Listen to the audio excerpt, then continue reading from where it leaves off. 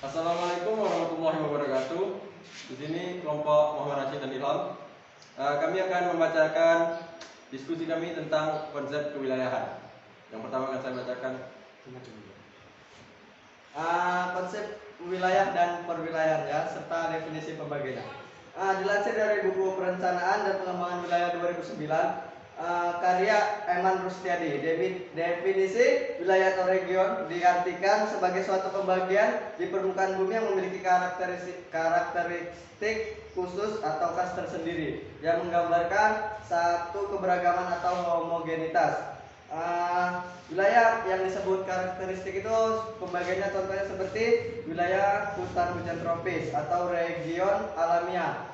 Yang kedua, Amerika Latin, yaitu region budaya, di mana wilayah tersebut terdapat banyak karakteristik bermacam budaya. Yang ketiga, Kepulauan Wallacea atau region fauna, di mana karakteristik dari wilayah tersebut itu didominasi oleh kebanyakan fauna. Yang keempat yaitu Corn Belt, yaitu region pertanian. Region pertanian, di mana wilayah tersebut banyak sekali masyarakat yang bertani sehingga disebut pembagian wilayah, sehingga disebut region pertanian. Yang kelima itu zona dataran rendah Jakarta atau region fisiografi, di mana dilihat dari bentuk wilayahnya maka digolongkan sebagai karakteristik suatu wilayah. Secara umum suatu wilayah itu terbagi menjadi dua, yaitu wilayah formal. Wilayah ini identik dengan definisi secara umum, yaitu suatu daerah atau kawasan di muka bumi yang memiliki karakteristik yang khas sehingga dapat dibedakan menjadi wilayah lain di sekitarnya. Yang kedua, wilayah fungsional. Suatu kawasan yang terdiri atas beberapa pusat wilayah yang berbeda fungsinya. Contoh, jelas dari wilayah fungsional ada perkotaan. Dilihat dari konsepnya, wilayah perkotaan terdiri atas komponennya itu nodus atau inti, merupakan pusat kota. Yang kedua itu internal area, wilayah sekitar kota yang fungsinya memasuk kebutuhan harian kota tersebut. Yang ketiga itu eksternal area, merupakan jalur penghubung antara kota wilayah pemasok kebutuhan kota tersebut. Nah, jadi ini kota ini bisa dijelaskan sebagai suatu pemasok alat kebutuhan di masyarakat pedalaman ya. Oke. Ya, selanjutnya itu ada konsep wilayah. Secara umum konsep wilayah dibedakan atas keadaan alamiah dan tingkat kebudayaan penduduknya. Berikut penjelasannya. Berdasarkan variasi iklim, terdapat wilayah tropik, subtropik, sedang, gersang, dan kutub. Berdasarkan tinggi rendahnya permukaan bumi, terdapat wilayah daratan rendah, tinggi, dan pantai. Berdasarkan persebaran vegetasinya pun terdapat hutan tropis, hutan musim, hutan berdaun jarum, tundra, stepa, dan sabana. Lalu berdasarkan tingkat kebudayaan penduduk. Di sini wilayah ini dibagi berdasarkan tingkat kebudayaan penduduknya, yaitu agraris, industris, dan juga perikanan. Berdasarkan kenampakannya disebut generik region. Contoh, area tebu, padi, dan gandum. Berdasarkan ciri-ciri, khusus lokasi, dan kekhasan wilayah disebut spesifik region.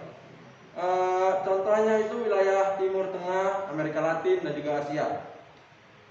Perwilayahan. Dalam suatu program perencanaan, perwilayahan memiliki peran yang cukup penting. Hal ini karena perwilayahan sangat berguna untuk mengetahui variasi karakter dalam sebuah wilayah tertentu. Definisi perwilayahan adalah usaha membagi-bagi permukaan bumi atau bagian permukaan bumi tertentu untuk tujuan yang tertentu pula.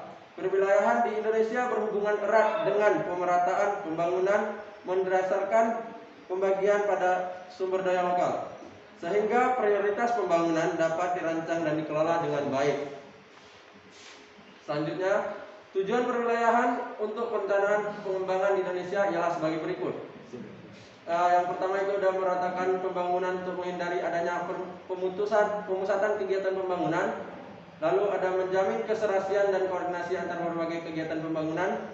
Setelah itu ada pengarahan pembangunan bukan hanya untuk pemerintah, melainkan juga untuk masyarakat umum dan juga pengusaha lainnya. Lalu perwilayahan dapat ditinjau dari corak atau ragam setiap negara yang beragam. Perwilayahan dilakukan dengan tiga metode, yaitu penyamarataan wilayah. Yang kedua, pengubah atau pengalihan untuk menonjolkan karakter tertentu, melakukan penyamarataan wilayah. Yang selanjutnya adalah delegitimasi penyamarataan wilayah. Delegitimasi ini dilakukan dengan dua cara, yaitu satu kualitatif dan selanjutnya ada kuantitatif. Kalau yang kualitatif merupakan cara penentuan batas terluar suatu wilayah berdasarkan kenampakan yang dominan di suatu wilayah tersebut. Nah, jika yang kuantitatif, cara penentuan batas wilayah berdasarkan ukuran-ukuran yang bersifat kuantitatif. Ukuran tersebut diambil dari data yang terkumpul, kemudian digambarkan ke dalam peta, sehingga memberikan gambaran persebaran dengan data tersebut secara keruangan. Lalu ada klasifikasi wilayah. Klasifikasi wilayah di sini itu adalah merupakan usaha untuk menggolongkan wilayah secara sistematis ke dalam bagian-bagian tertentu. Di dalam pergolongan tersebut perlu diperhatikan keseragaman, sifat, dan semua individu yang ada di wilayahnya bersangkutan.